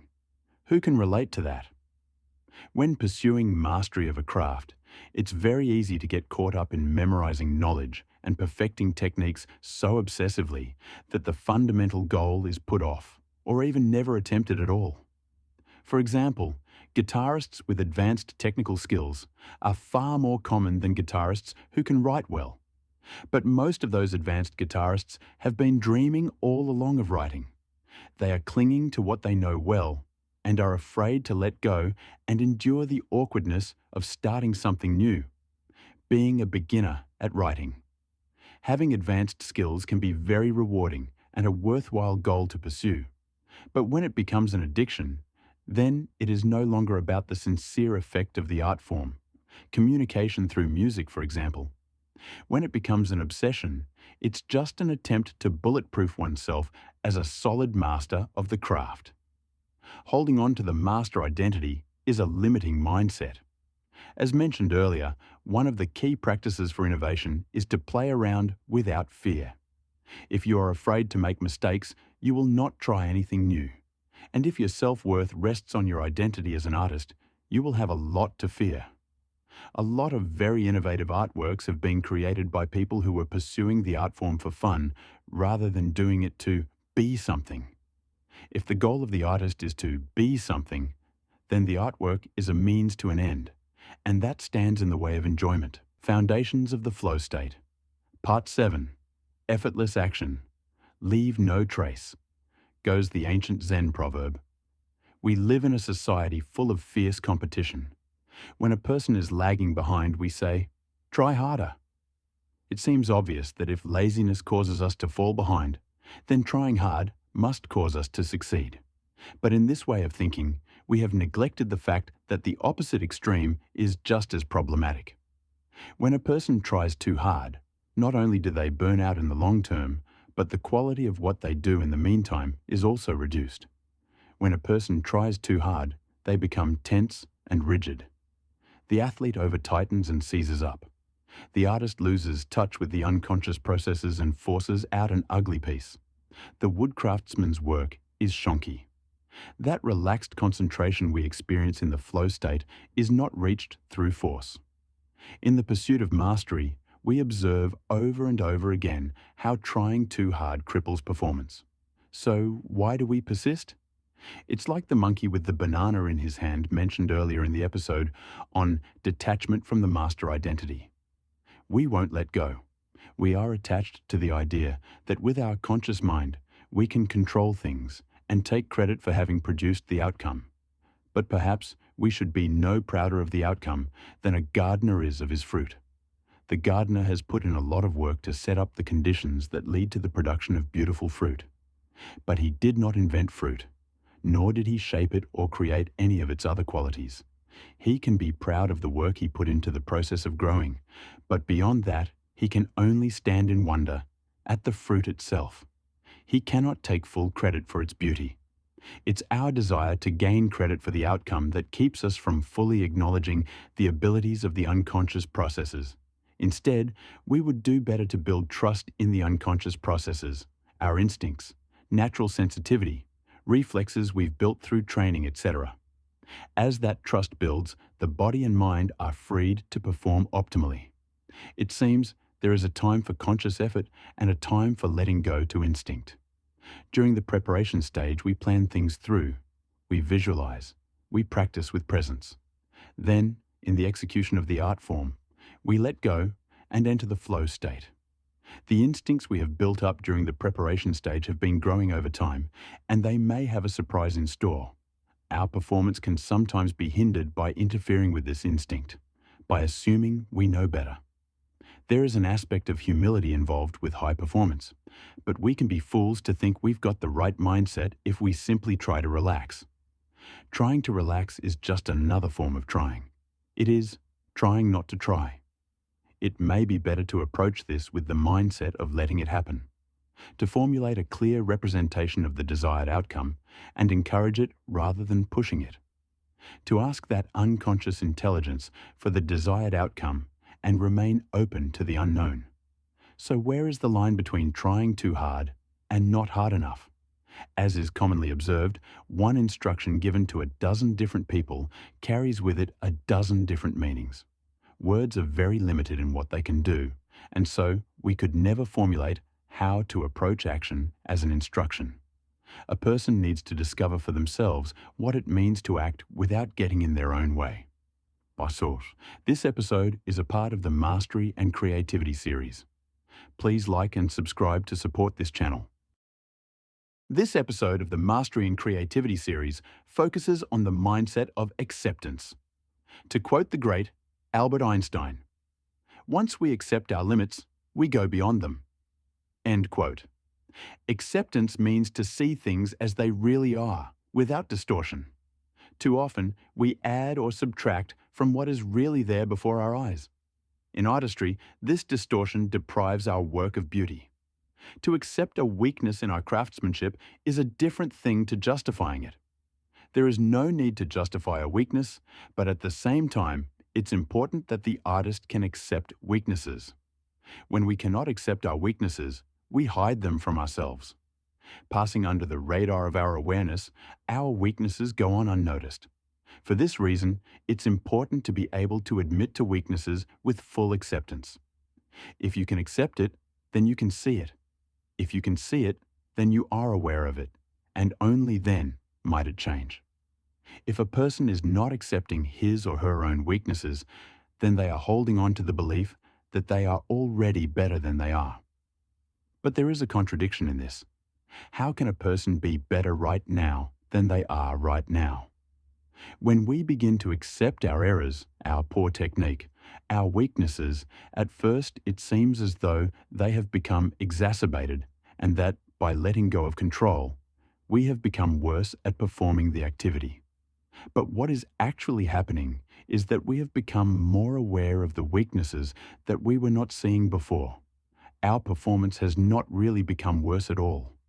The illusion that we have become worse leads us to try harder to gain control, and that then fuels a struggle in which we tense up, and then the problems really are exacerbated. The alternative is to accept things as they are. When we accept our weaknesses, sometimes an automatic process occurs in which the unconscious mind seems to effortlessly sort out ways to fix the problem. Answers come like brain mail. There is often no need to even attempt to fix the weakness. The improvement is a natural process that unfolds of its own accord. To hear more from the Mastery and Creativity series, please like and subscribe. This episode of the Mastery and Creativity series focuses on the concept of synergy. There is a Buddhist proverb that goes, "The mundane in the miraculous and the miraculous in the mundane." In considering the pursuit of mastery, there comes a time when we question if it's really worthwhile to go through the process at all, when so much time on the road to mastery will be spent doing things that seem very mundane. But it is one of the central observations in Eastern philosophy that a lot of our mental anguish in life stems from our tendency to mistake the part for the whole. This is particularly true when it comes to boredom. When people think that life is nothing but a boring, mundane situation, they have mistaken a part of life for the whole of life. If all the most incredible moments that occur over a lifespan were to occur in the space of 1 week, it would be easy to see that life as a whole is far from mundane. The road to mastery can be seen from that same angle. As a whole, it may be very worthwhile. This tendency to mistake the part for the whole is also applicable to the artwork itself. For example, an artist could think, why should I bother to spend time practicing one little technique when it seems such a boring little thing? Is it really worth spending any time on at all? If we use water as an analogy, water is made up of hydrogen and oxygen, but neither hydrogen nor oxygen bear the qualities of water on their own. The qualities of water are not merely the sum of the qualities of hydrogen plus the qualities of oxygen. In some way, new qualities are born when two or more elements are combined together. As an artist, you can never know how things will turn out when you combine various elements. The missing ingredient could be the most unlikely thing. On its own, it may be nothing extraordinary, but when combined with other elements, a new whole is created with new qualities. In music, for example, there are many extraordinary rock bands that have not a single band member who is particularly extraordinary on their own. Who knows what will happen when you add something to the mix? The quality of the whole can never be found in the parts. Nothing impressive is made up purely of impressive parts. And so, in the learning process, we break down the whole in order to learn from its less impressive parts in a down-to-earth manner. But in the creation of something new, we are constructing an effective whole using parts that may each be quite mundane on their own. To hear more from the Mastery and Creativity series, please like and subscribe. From the great researcher of creativity, Edward de Bono, I quote, "Creative thinking is not a talent. It is a skill that can be learned. It empowers people by adding strength to their natural abilities, which improves teamwork, productivity, and, where appropriate, profits." End quote. Why do so many songwriters make incredibly good songs when they're young, but then write such disappointing work later in life? And at the other end, why is it practically unheard of for a young kid to make brilliantly crafted songs? 1. The reason for this is that creativity is a process rather than an innate character attribute. When we encounter beautiful works of art and clever inventions, it's easy to be so captivated as to forget that behind their creation is years of learning and tinkering, trying and failing. What may be innate is the creator's aesthetic sensitivity, her eye for style, but whether or not that tastefulness is a display of genius is merely a matter of opinion. There is a side to creativity that involves skill, and that skill is not innate. It is developed through a long process. One of the key attributes that leads to a better outcome in innovation is the ability to work through agonizing periods of uncertainty. Innovation happens more effectively when people work for longer at finding a solution. The need to appear quick-minded is the biggest killer of creativity. Those who are willing to tinker for longer are far more likely to produce a better outcome, all other conditions being equal. The creative process requires the willingness to switch between what are often referred to as the open state and the closed state. In the open state, the innovator is considering all options, no matter how absurd. There are no boundaries set in the open state. This is the time for trial and error, and a willingness to appear a little crazy. It is a time to let the mind roam freely before boundaries are selected to form the closed state. The narrowing of boundaries in the closed state is a necessary part of the process as it eases mental processing. For example, If members of a rock band have no idea what sort of vibe they're going for, it will be difficult for them to get anything out at all. It is important to form questions, function statements, etc., that set a clear guideline for the desired outcome. Otherwise, mental energy will be dissipated so much so that realistically, the work will never be produced. Still, the function statement, or questions posed, should be left as open as possible in relation to the desired outcome to avoid prematurely constricting the options. In the lifespan of the innovator, the creative process flows through an apprenticeship phase, be it a formal or informal apprenticeship, followed by a tinkering phase, then an incubation phase, and finally, the insight comes. Let's break the creative process down into 4 phases: the apprenticeship phase, the tinkering phase, the incubation phase, and the insight phase. Now let's consider the apprenticeship phase. During the apprenticeship phase, the mind is primed for future innovation through the learning of skills and by developing a depth of understanding that allows the apprentice to navigate his field. He learns what has worked and what has not worked in that field. He learns which areas within that narrow field need solutions and thus finds areas within it to focus his energy on. By developing a unique range of skills, the apprentice is much more likely to produce unique solutions in his attempts to tackle problems. Typically, in both science and art, innovations have been created through influence from other fields and, usually by mistake, through play. For example, Velcro was invented by Georges de Mistral when he found he was getting burdock seeds, cobbler's pegs, stuck to his clothes while hiking. And in music, most fresh sounds are made by combining an unusual array of influences from different genres. The music of Mozart, who was actually a highly skilled billiard player, had been influenced partly by the click of billiard balls as they bounced around the table. It should be added also that unique situations and unique relationships between people are important factors that often lead to innovation by providing unusual input and thus leading to unique ideas. What is also important during the apprenticeship phase is that the aspiring innovator does not label himself prematurely, as that would stunt creativity by preventing the apprentice from ever applying his knowledge to other fields where it would provide fresh input. The apprenticeship phase is about learning skills through intensive immersion within a field. That expertise is then complemented by input from other learning, which usually occurs during leisure time. The apprenticeship phase forms the foundation for a productive tinkering phase. Now let's consider the tinkering phase. It is in the tinkering phase that a deeper exploration takes place. This is where the innovator is venturing into the great unknown as he follows his curiosity. Where in the apprenticeship phase, he was only venturing into territory that was unknown to himself. During the tinkering phase, he may be exploring what is unknown to humanity altogether. This requires a persistent acceptance of uncertainty. The innovator may ride with uncertainty in this way for years on end before he has anything to show for the time he has invested in the pursuit. The need for certainty is what prevents most people from ever doing anything particularly innovative in their lifetimes in any area of life. It seems we all have a deep fear of the unknown. But if we are to be innovative at all, we do need to take the plunge into the unknown. The need for certainty, and to be doing what is already considered to be valid, puts a closed door on innovation. During the tinkering phase, the innovator is not just tinkering physically with tools and works, but also mentally with his perception of the situation.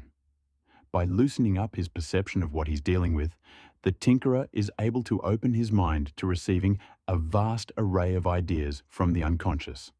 For example, an innovative guitarist may see his guitar as a block of wood with strings across it.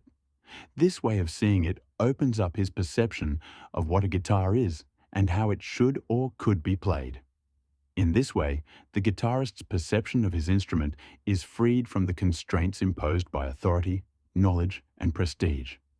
The tinkering stage is the time to become aware of those prematurely defined limitations lingering in the back of the mind. These are uncovered through a process of experimentation and self-questioning. The innovator provokes the arrival of new ideas and methods by turning things on their heads, playing with absurd possibilities, and putting himself in strange situations. Even limitations themselves can lead to new possibilities. Some of the most unique music I've ever heard was created by people who refused to use anything but a single instrument to create an entire album. With limited resources, the innovator can be forced into a situation where he will focus purely on the fundamental aim. This, in some cases, can lead to simpler and more effective ways of doing things than having limitless possibilities ever would have. In short, the tinkering phase of the creative process requires the courage to persevere through the discomfort of uncertainty and the potential for failure. The innovator plays at solving the problem in an interplay between the conscious and the unconscious mind. Finally, when his intellect is exhausted, he gives up. Then, usually without knowing it, he has entered the incubation phase of the creative process. The incubation phase. Self-doubt is an important and inevitable part of the creative process. In the incubation phase, the innovator is coming to terms with the blow to his ego, which he has just endured. He questions the worthiness of his work. He is likely questioning whether it was even a worthwhile task to pursue to begin with. Having been defeated by the task, the innovator will often take up something new or go on a holiday to ease the stress of having failed at something so core to his identity.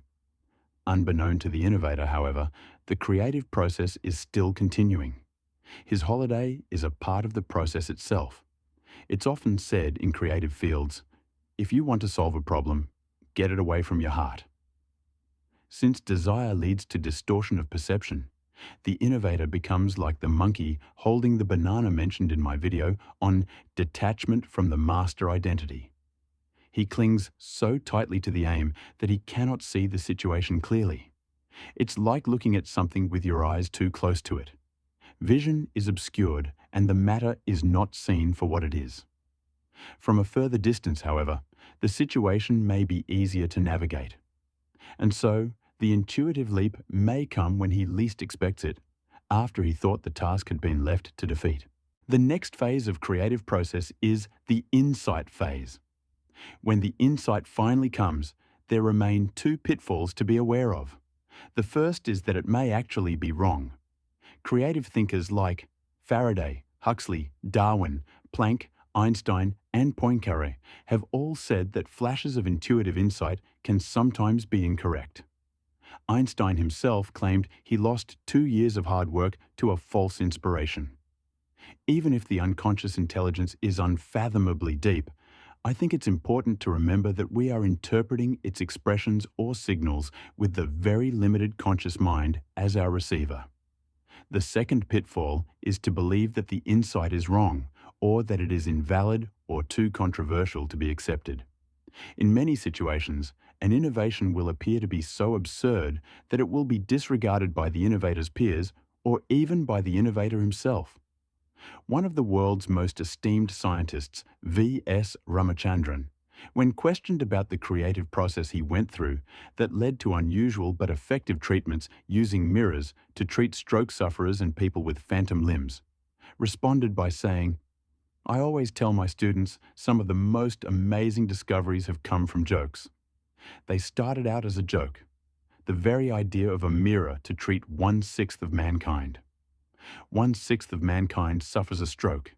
It's so outrageous, people would just discard it for that reason." End quote.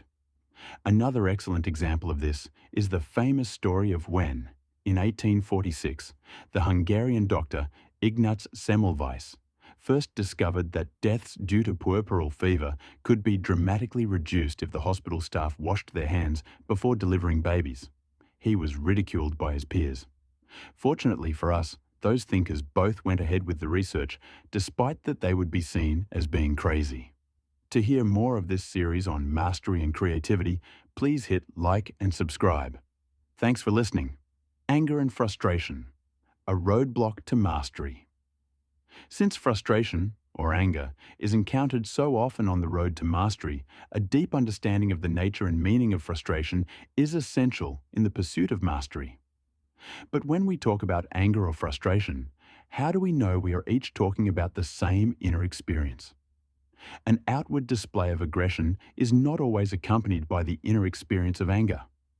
When attacking the ball during sport, for example, the inner sensation may be completely different to that uncomfortable feeling that we experience when we're in the heat of an argument.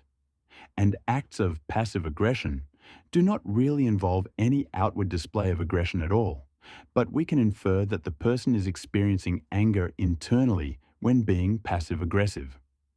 An outward display of aggression is sometimes warranted and can be an effective action, but when it is the most suitable action, I am suggesting that it never carries with it the internal discomfort of what we can call anger. The English language is very under-equipped when it comes to describing emotions. In some languages, such as the Tibetan language, there are hundreds of words for describing emotions, and they each have very distinct meanings. Before I describe my own view on anger, I would like to point out that I believe compassionately motivated aggression is actually one of the most underemployed actions of all in everyday life. In short, in this culture at least, we are generally too polite towards people when they are acting destructively, and there are many serious consequences of that. But the anger I am referring to is something else. I see it, as the Tibetans do, as being indicative of a deluded perception. We use the one word, anger, to describe both situations, the destructive form of aggression and the compassionate form of aggression. But this is only because the English language does not equip us to decipher between the two in our speech. This lack of expression in our language then leads to a lack in our emotional awareness, because we switch off to the difference in sensation between the two emotions. Most people, in Western cultures, are not aware that there even is a difference in internal sensation between compassionately motivated aggression and that anger that is indicative of a distorted perception. It never occurs to them to take notice of it. The Tibetan language, on the other hand, is more well equipped for describing emotions because the Tibetan culture has grown around Buddhism and its meditation practices. Because of this, there have been enough people in Tibetan culture who were aware of the subtle differences in emotional sensations that they were able to talk about those differences with each other and to see the need to have unique words to decipher between the array of emotions. In Tibetan, the compassionately motivated anger is called kongtro, while the word shiedang refers to hateful anger. My own definition for anger is anger, or frustration, is the discomfort that arises when an urgent message from the unconscious mind is being blocked from consciousness. Anger is there to motivate us to search for an alternative idea or perception, not to motivate us to act in anger. End of definition. Pain is not necessarily bad in itself. Without pain, you could not keep your body out of danger. When you touch a hot stove, pain lets you know to move your hand away before you are seriously burnt. Negative emotions are painful for the same reason. They motivate us to take action or change our perception. It seems to me that anger has been misunderstood as if it is meant to prompt the individual to attack. Actually, anger is not intended to motivate us to attack. Anger is there to draw attention to the deluded or ineffective perception that we are holding on to. It is uncomfortable for the sake of motivating us to change our perception, not for the sake of motivating us to carry on as we are. If it were intended to motivate us to act upon the perception that is already there, then surely it would feel pleasurable. It isn't the anger that is bursting to get out. It's the alternative perception that is bursting to get out. Have you ever tried to solve a problem and become intensely frustrated only to find after hours of wasted time that you could have fixed the problem much more easily if you had only noticed a different way of doing so? And as soon as that new idea was let through to your conscious mind, the feeling of frustration disappeared, am I right? Because that sensation of frustration was the unconscious mind tapping at your door saying, "I have a message for you." Once you had listened to that sensation and let go of the constraints that your perspective was hammered between, only then was it possible for the message to be brought into awareness. So, contrary to popular belief, forcing through a task in anger does not necessarily aid in overcoming an obstacle. Really, anger, or frustration, is meant to be useful, but not in the way it is most commonly used. It is meant as a marker rather than a motivator. Anger needs to be uncomfortable if that's what it takes to grab our attention. Anger is brought about by an ineffective view of, or approach to, the situation at hand. The next topic in this series on mastery and creativity is pigeonholing, another roadblock to mastery. Please like and subscribe for more. Thanks for listening. Pigeonholing, another roadblock to mastery. The great martial artist Bruce Lee said, "I do not believe in styles anymore." When you have no style, you say, "Okay, here I am as a human being. Now how can I express myself totally and completely?" That way, you will create a style, your own, as a process of continuing growth. End quote. In artistry, it can be very limiting and ineffective to bow to the categories that have been set in place through evolving traditions. When the artist places himself in a pigeonhole, that comes with both advantages and disadvantages. For example, an aspiring songwriter might stick to the category of country music. This makes the whole pursuit of musicianship so much easier to navigate than it would be without a clear genre to conform to, as he knows exactly what skills he needs to learn and how and where to get them. He will also know where to market himself and who to network with, and will practically have a template for the whole pursuit. But fitting into a category like this comes with its drawbacks too. In some respect, that country songwriter's creativity will be limited by the constraints of what can be thought of as country music. An alternative approach is to loosen up the category and open up to influence from other genres. By detaching from the label of country musician, his creative options are freed up. He can then choose the boundaries of his artistry consciously and add elements of other genres as they inspire him. So, to categorize oneself, which is often an unconscious action, is potentially very limiting. Maybe we do need to think and move within categories at times in order to ease progress, but it's important to be aware of this tendency to categorize and to question whether it really is for the best or whether the categories just appear to be convenient on the surface. The next topic in this series on mastery and creativity is sophistication. Please like and subscribe for more. Thanks for listening. Some thoughts on the topic of sophistication in the creative process. It is said of olives that they are an acquired taste. You won't find many children who love eating olives. They much prefer something sweet, like grapes. And it's just as well, because olives are bitter, and a bitter taste potentially signifies poison in the natural world.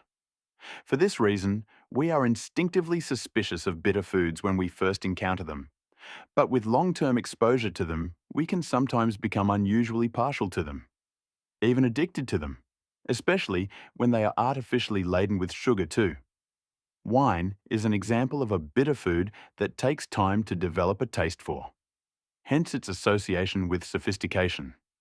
When you want to be in a different class to the unsophisticated people, namely children, it helps to demonstrate that you have a taste for something that no unsophisticated person, child, would take interest in.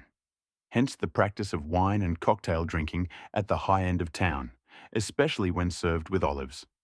But sophistication is not only relevant at the high end of town. The other end of town has its own brand of sophistication. Customary displays of sophistication observed at cocktails parties are forms of overt prestige, while its counterparts observed in dirty pubs are forms of covert prestige. Rum is, to the man at the pub, what wine is to the woman at the cocktail party. In the world of music, sophistication works in much the same way. It is those forms of music that require an acquired taste, such as acid jazz, that we consider to be sophisticated. It may be no coincidence that its name, acid jazz, gives away hints of resemblance to bitterness. Sophistication is not a full bunk-worthy concept, however. There are genuine advantages to sophistication. Many art forms that are considered to be sophisticated are genuinely valuable. After all, there is a quality to acid jazz that other forms of music can't offer, and I'm sure its enthusiasts can verify the value in its qualities and in the culture surrounding it. But sophistication on its own does not necessarily signify better art. The question really comes back to what is being communicated. For example, If you want to communicate something universal about human relationships to the masses, then a popular style of singer-songwriting may be the best art form. But if you want to experience a more subtle and unusual feeling, maybe more advanced technical skills, and a sophisticated art form like jazz will do the job. Next up, we will consider the image of the past as it affects the creative process. Please like and subscribe for more. Thanks for listening. How does the image of the past affect the creative process? To quote the great philosopher Jiddu Krishnamurti, "The image of the thing is not the thing." End quote. In an artist's lifetime, there are times when he feels he has hit that sweet spot we call being in the zone. It is different from simply going through the motions of playing the song. When the song is played with full sincerity, when the musician is the song, the performance is experienced with a quality to it, a realness that is sensed by the performer as well as by the audience. Once an artist has felt such an experience, there is a tendency to want to repeat it. The musician may think to himself, "I wish I could play it again like I played that day." But, as many artists report, the attempt to repeat the experience as it was always fails. It fails because the want to repeat the experience is not the same as being the experience. Or in other words, the memory of the experience is not the actual experience. The image of the thing is not the actual thing. The state he was in at that moment when he hit the sweet spot was not a state of wanting to repeat something of the past. He just did it. He was the song. Songs say something, he was saying something. That was his approach at the time. Not, "I will perform the song like I did it the other time," but instead just communicating the song, being it, playing it, enjoying it, dancing it through. Next up, we will consider the place of instruction in the mastery process. Please like and subscribe for more. Thanks for listening. Playing video games can be a surprisingly effective learning experience. When you play a video game with enough skill and focus, at some point you may lose yourself in flow. At that moment, you are not thinking in terms of instruction.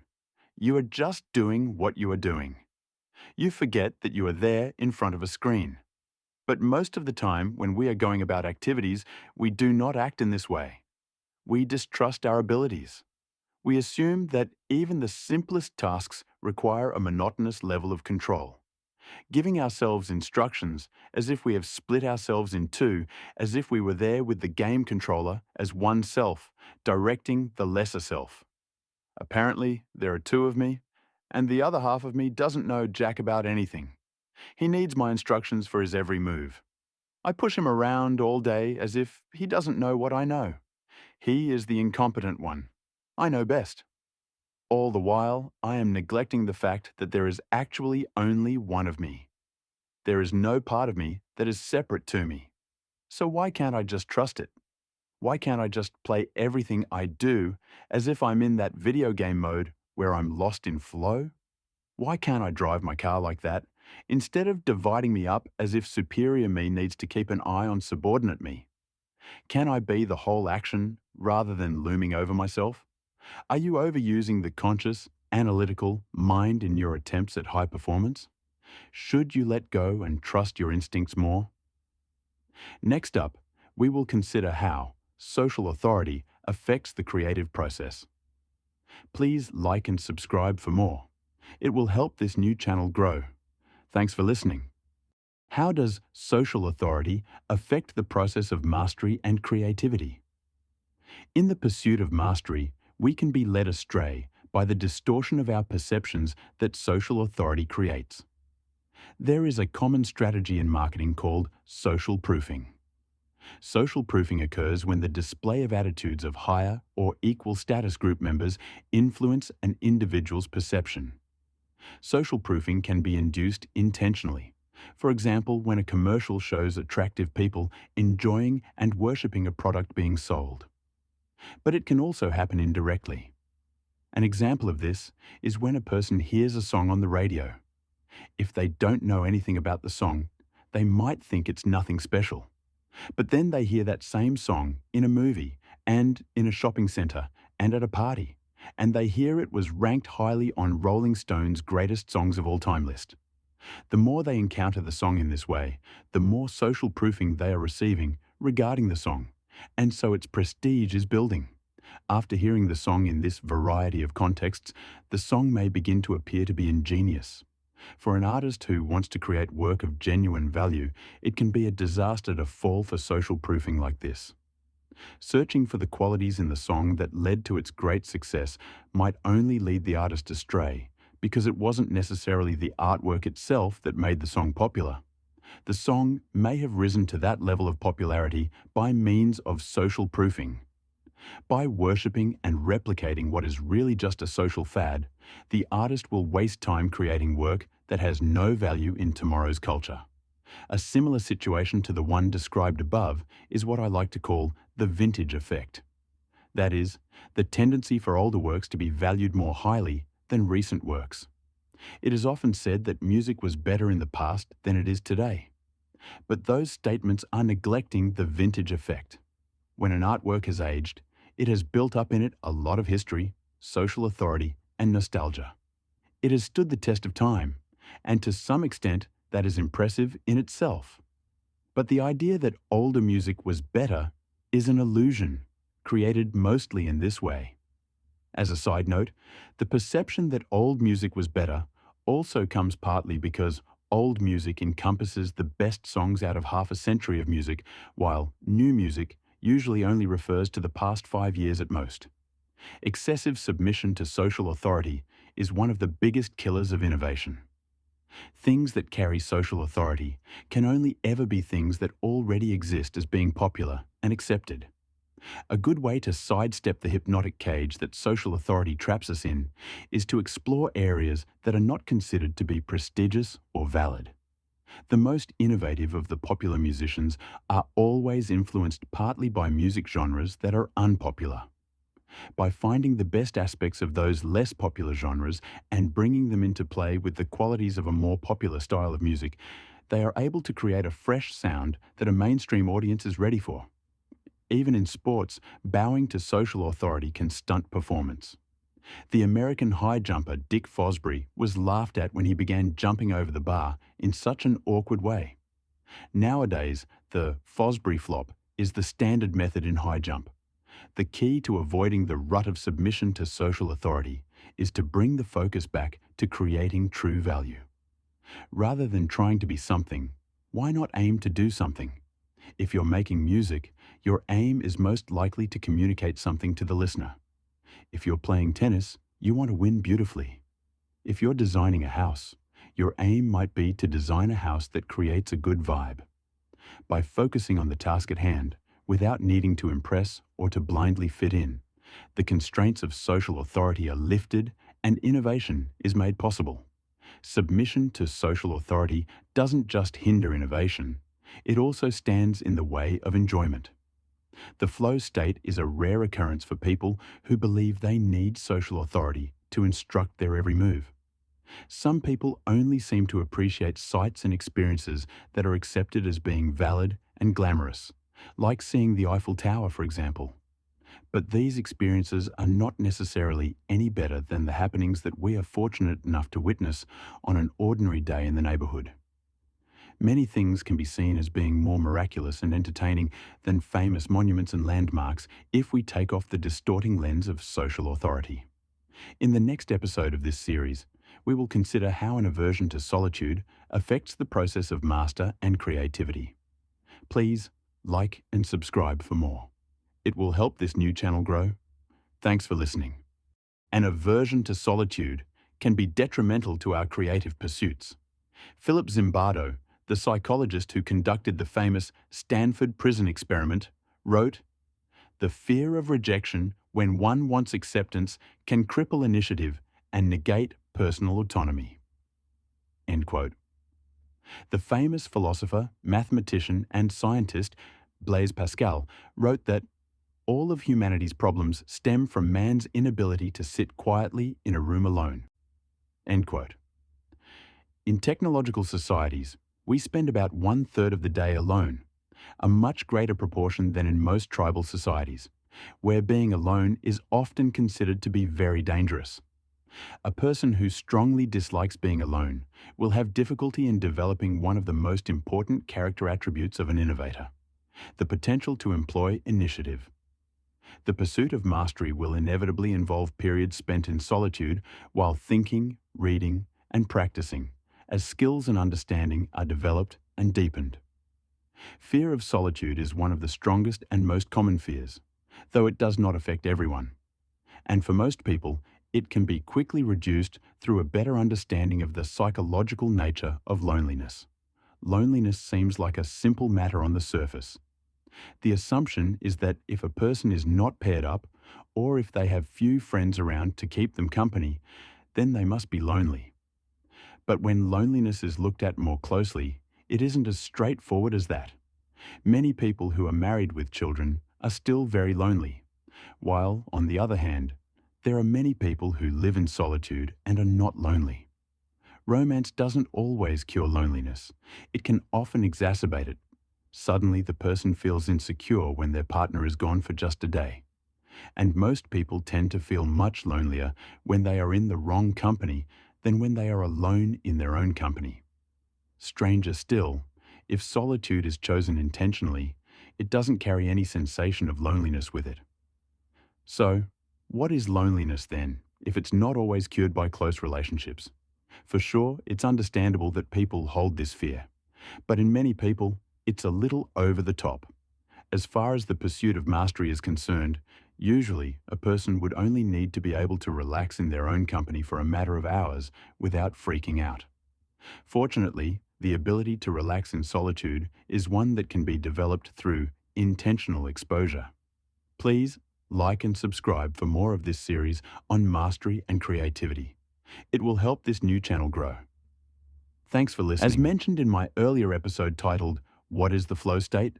The flow state is an essential psychological foundation if we are to enjoy the much-beloved skills that we have honed through diligent practice. I will now add to what has previously been presented regarding the flow state during this series on mastery and creativity. The final foundation of the flow state, the one that brings this all together, is non-duality. For a vivid depiction of the flow state, listen to this description from the great blues guitarist Eric Clapton. I can't really explain what it's like except in a physical sense. It's a massive rush of adrenaline, which comes at a certain point. Usually it's a sharing experience. It's not something I could experience on my own. It's not even just the musicians, it's everyone that's involved in the whole experience. Everyone in that place seems to unify at one point. It's when you get that completely harmonic experience, where everyone is hearing exactly the same thing without any interpretation whatsoever, or any kind of angle. They're all transported toward the same place. You could call it unity, which is a very spiritual word for me. Everyone is one at that point, at that specific point in time, not for very long. Of course, the minute you become aware of that, it's gone. End quote. Non-dual perception captures the essence of peak performance and enjoyment. When the mind's focus is split, energy is dissipated and mental processing is stunted due to the interference that is caused by distractions. It is only when the mind is operating in a non-dual state that flow occurs. In such a state, performance peaks, as does enjoyment. Non-dual action was perfectly described in Timothy Galway's landmark work of sports psychology, The Inner Game of Tennis. Here, he uses the analogy of a cat hunting its prey. He writes, "Effortlessly alert, he crouches, gathering his relaxed muscles for the spring. Not thinking about when to jump, nor how he will push off with his hind legs to attain the proper distance, his mind is still and perfectly concentrated on his prey. No thought flashes into his consciousness of the possibility or consequences of missing his mark. He sees only bird. Suddenly, the bird takes off. At the same instant, the cat leaps. With perfect anticipation, he intercepts his dinner 2 feet off the ground. Perfectly, thoughtlessly executed action. And afterward, no self-congratulations, just the reward inherent in his action, the bird in his mouth." End quote. As this classic statement describes, Non-dual action is effortless action. Although the movement may be swift and precise, on a psychological level, there is no effort being exerted. There is no sense of struggle, no display put on with the intention to impress, no thought of technique, no ideology. The person does not sense that the act is heroic in any way. As there is no sense of self, flow is an observerless state. The movement occurs via an automatic process without a motive to an end in mind. In many situations, an excessive attempt at conscious control of the activity would only interfere with performance. Rather than consciously thinking about technique, it would be far more effective to allow the activity to be executed by the instinctual reflexes, some of which are inherent in our nature and others that have been built through the process of mastery. Zen philosopher D.T. Suzuki said it with grace in his foreword to Zen in the Art of Archery. As soon as we reflect, deliberate, and conceptualize, the original unconsciousness is lost and a thought interferes. The arrow is off the string but does not fly straight to the target, nor does the target stand where it is. Calculation, which is miscalculation, sets in. Man is a thinking reed, but his best works are done when he is not calculating and thinking. Childlikeness has to be restored." End quote. Aside from enhanced performance, a further benefit of the non-dual state is that anxiety is reduced.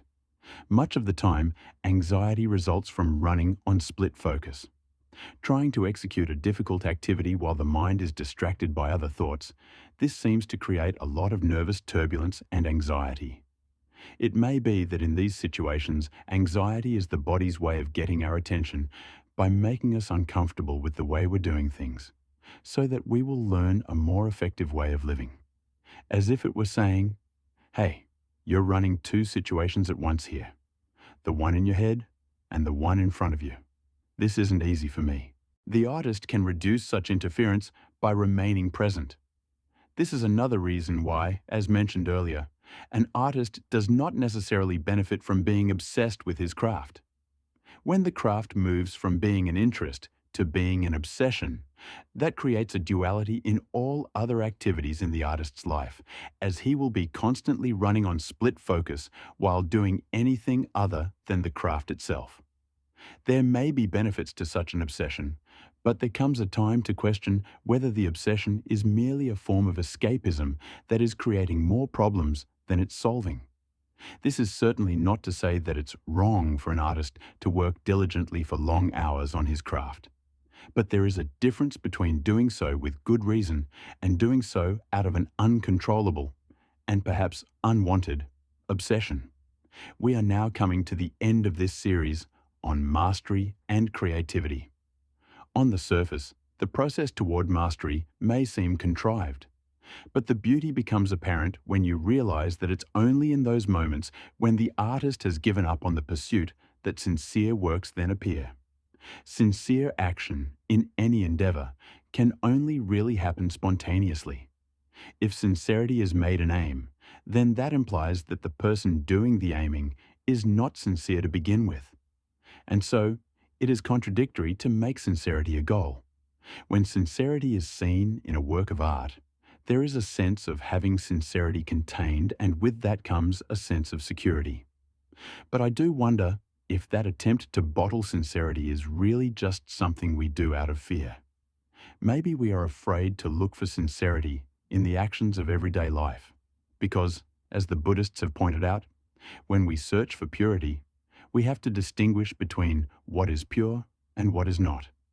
We are then engulfed in a painful thought process, day in, day out, frequently seeing wrongness and invalidity in the world around us. Albert Einstein wrote, "One of the strongest motives that lead men to art and science is escape from everyday life with its painful crudity and hopeless dreariness. From the fetters of one's own ever-shifting desires, a finely tempered nature longs to escape from the personal life into the world of objective perception and thought." End quote. Earlier it was mentioned that effortless action is another foundation of the flow state. We cannot force effortless action because that would be trying not to try, which of course is still trying. So, What can we do to make flow a more common occurrence in our lives and in our arts despite these dilemmas? The answer, I believe, is to follow curiosity and to realize the value of fun.